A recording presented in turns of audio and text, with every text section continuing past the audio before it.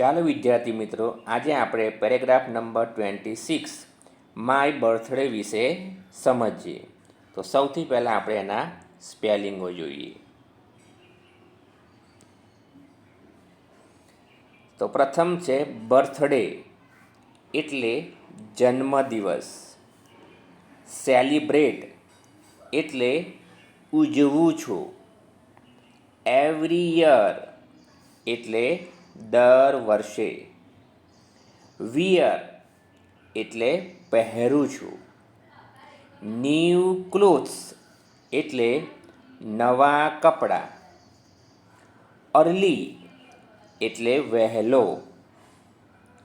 Parents blessings એટલે માતા પિતાના આશીર્વાદ.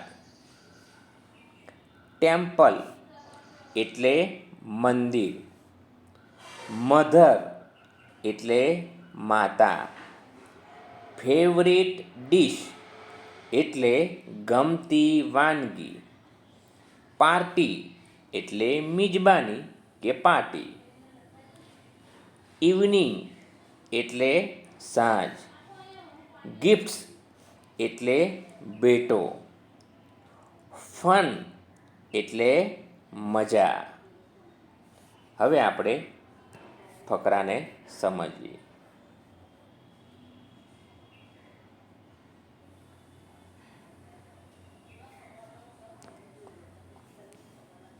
નંબર 26 માય બર્થડે એટલે કે મારો જન્મદિવસ.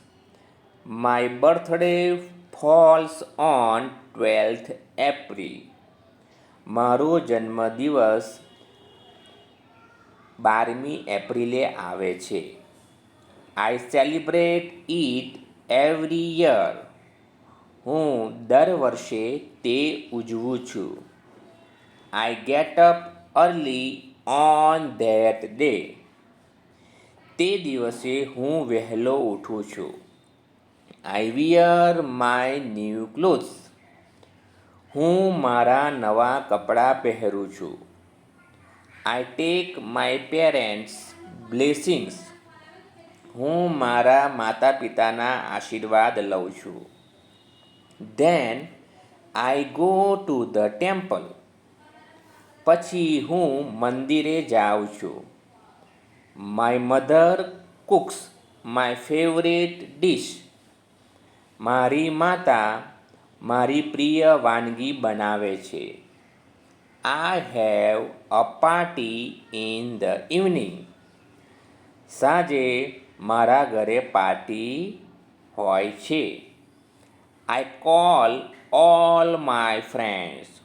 હું મારા બધા મિત્રોને બોલાવું છું. દે ગીવ મી ગિફ્ટ્સ.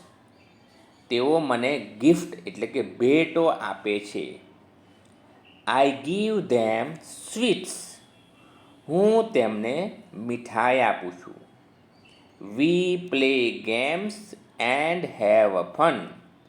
અમે રમતો રમીએ છીએ અને આનંદ કરીએ છીએ.